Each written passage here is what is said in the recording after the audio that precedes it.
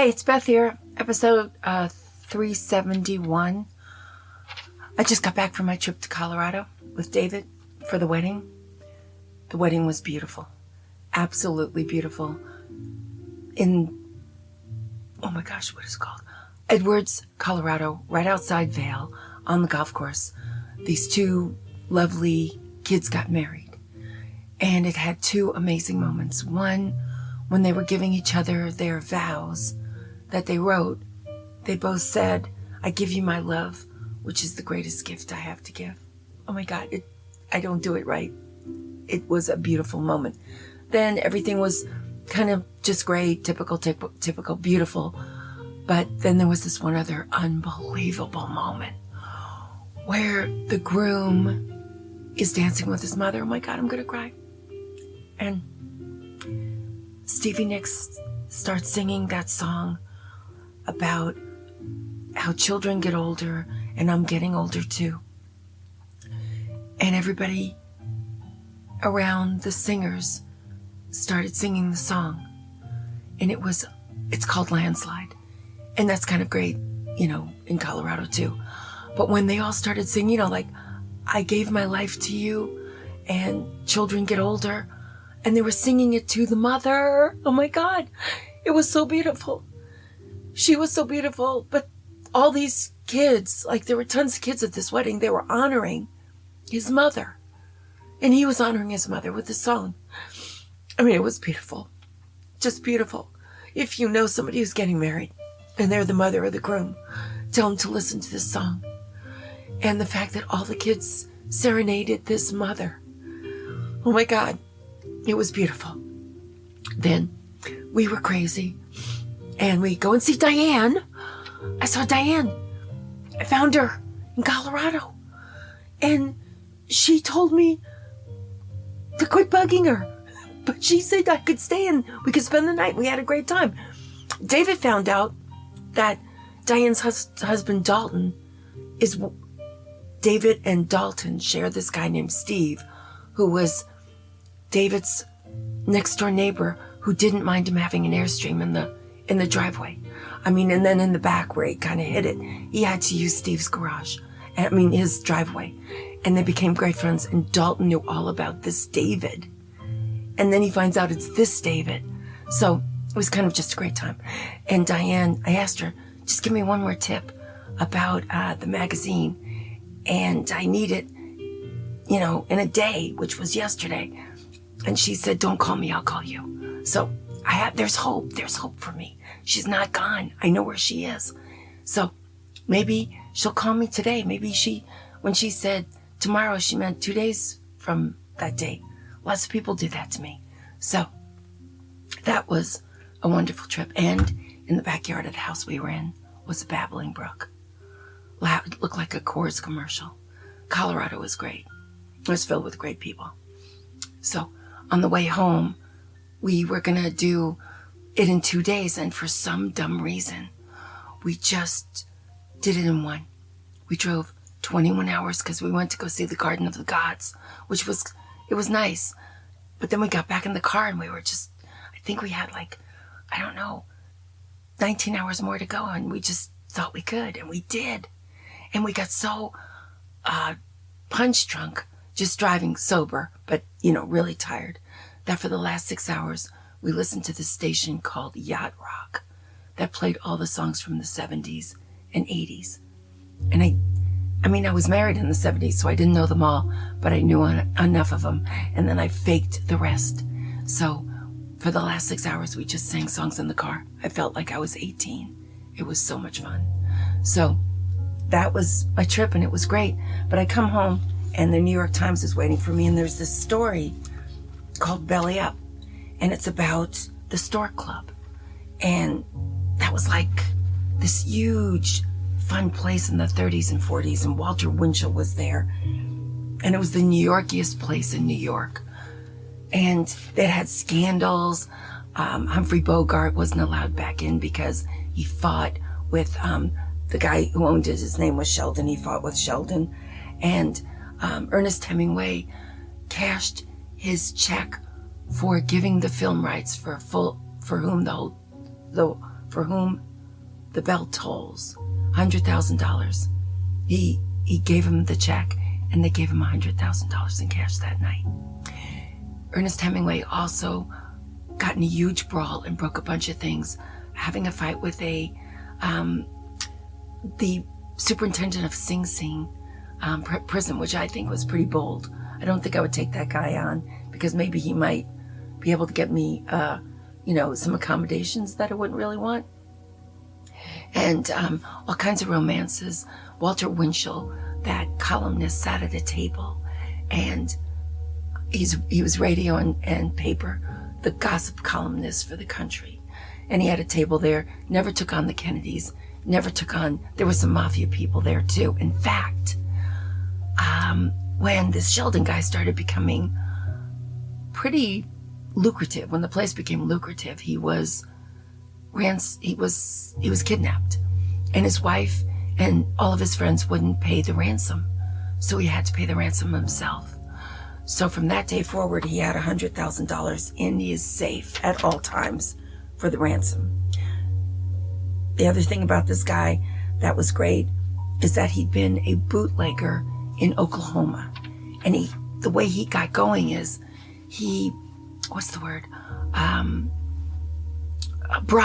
just gave money to all of the Western Union, the big shots across the country, to get all of the movie stars' addresses. He would send letters to all of them saying, if you come, you can have whatever you want for free in this club. They came in droves. The way the guy made the money is he had this golden rope, and it was made of 14 karat gold, out in front of his club, and nobody was allowed in. People called Sherman a racist, but Walter Winchell said that he wasn't a racist. He hated everyone. The only thing he didn't hate was money. You could be green. If you had enough money and you were famous enough and you were syndicated enough, you could get into this club. So it was everybody from all across the country wanted to get in. So what he did was, every single night, he found out from, spies. There'd be a couple of guys on the line from places like Kansas City, and they were millionaires.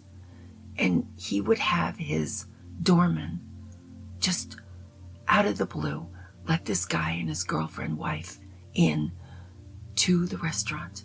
The guy would be so thrilled and so charmed that he would spend a fortune. And he would tip everybody wildly. And he would buy bottles of booze for all the celebrities that were there, because he was a big shot for once in his life. That's where all his money came from. I can't believe that. One night, because the mafia was really mad at him because he wasn't in the mafia, he wouldn't go into the mafia. He also hated unions, so they would do things to him all the time. One night, they got into a secret room at the club, which he only had a key to, and it had the skull and crossbones, and it was the real deal. So then he put $900,000 more into his safe because he thought the ransoms were going to be higher. That's how this guy operated. And the club was so successful for years. He was a racist. He only liked wasps at the table. He thought they dressed better. He liked the proportions with the tables and the chairs in the hotel, and he loved looking at them at the bar, which was mahogany, and it had beautiful flowers that were gorgeously cut out into the wood. And he just thought they were prettier than Italians and Jewish people and black people, and especially the Irish. He said the Irish looked pretty good in the beginning of the night, but as the night went on, they slumped in their chairs. And he thought that was very bad for business. So his club was going great, and he said that his downfall was James Dean in his t-shirt and his jeans. He changed what America wanted to see. And everybody at the Stork Club, Marilyn Monroe, every single one of them, all the beauties, Joan Crawford, whoever they were, that was not what America wanted anymore. But what also happened at the very same time is he took on the unions. It was terrible. And, he fought them viciously and he lost. And at the same time, Josephine Baker came into the club. And there was a back room. They called it the Cub. And the guys that were in the back that was where the real showbiz people were, and that's where they could really be themselves. She was led back there with her table, and she was given one drink, and they never came back to give her any more. And she felt snubbed, and she told Walter about it, and she told all the newspapers about it. So the Stork Club got the reputation for being racist and anti-union, and they were absolutely done in by that. He went bankrupted. He was bankrupted, and he actually had used his children's trust funds, $10 million, to try to keep it alive. It didn't work, and the place was sold to Columbia Broadcasting, and the whole building was turned into a small park with this giant waterfall at the end. It's very serene. It's very pretty, and I mean, it was the end. And he told his wife he had like $4 million left, and he told his wife he wanted to start another club somewhere. And she said, why don't you give retirement a year? Just give it a year. So what he did was he gave it a year, and they lived in this small little apartment in the city. And it was October 4th, 1965. That was when the year started of his retirement. October 4th, 1966. He was lying in bed with his wife. He grabbed his back, and he said to her, Hazel, are you still hiding jelly beans in the mattress? And then he laid back, had a heart attack, and died. And Hazel said that she was hiding jelly beans in the mattress, and she felt guilty for the rest of her life. So that was that. But the interesting thing in the paper is that the bar, which is absolutely gorgeous, it had a second life, and it was sold to this wonderful guy who just built this. He just took it and made his own bar out of it, called Jim Brady's. It was a really big spot in New York. A lot of people went. Peter O'Toole went to his place and nursed pint after pint of Guinness. Jimmy Breslin drank there every night. And one night he waited for the contact phone call from David Berkowitz, the murderer known as Son of Sam. So it had a complete life again, being the bar in this Jim Brady's Club. Okay, well, 2020, Jim Brady's Club can't handle, the coronavirus, and it has to close. Could not. His rent went way up, and they just couldn't pay it. So his final day, he served to his longtime customers corned beef on St. Patrick's Day. And after that, it had a little tiny life, this bar, as a table for people getting COVID-19 testing. But then that was all over too. And then it's gone. I mean, it's in storage. It's nowhere. Nobody wants it. The building is being turned into a preschool and a school, and they don't have a place for a bar in it. They won't even address the history of it or care. So this is just being thrown away.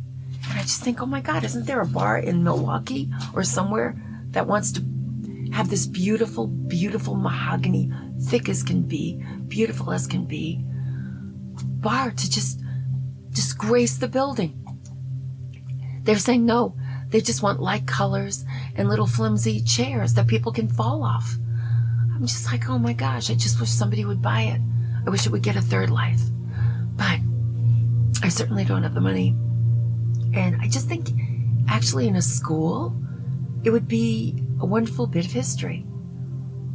I don't know why kids can't learn that and appreciate it and polish it and keep it lovely. But nope, it's just in some storage dump, and they're thinking it's just going to go in the trash. So I don't know anybody. I don't know anybody at all. But maybe you do. And, okay, the guy who owned it, his name is, oh my gosh, what is his gorgeous name? His name is Jim Brady. And Joe O'Day, he's the former bartender. Those guys, they're still in New York. And Mr. Quinn, you can find them if you want to buy it. Look great in somebody's house. It just shouldn't be trashed. I mean, even though it's a bar, it's history. Even though they're just movie stars, it's history. I mean, some astronauts went in there and politicians. So anyway, that's all I'm thinking. But I'm still pretty much on Colorado time and still exhausted. A day and a half later, 21 hours of driving is a bit much, although everyone's stories of flying with delays and canceled planes, they're doing 21 hours of transit. And you know what? It's a bit much. It's 68. It's a bit much. But I just wanted to tell you about the beautiful wedding and the Stevie Nicks song, Landslide. Just listen to it and imagine this couple dancing, this mother and son. Oh gosh, they were so sweet. And everybody around them serenading them to this song. It'll give you goosebumps, I promise. So stay sane. That memory gives me sanity. I mean, the lyrics are just so beautiful for a mother of the groom. So I'm going to do it. I'm going to talk to Matt. And as soon as he finds the girl, and as soon as he's getting married, we're going to dance to this song at his wedding. I want it desperately. So anyway, stay sane, keep all your dreams, and I will be back. Thanks. Bye-bye.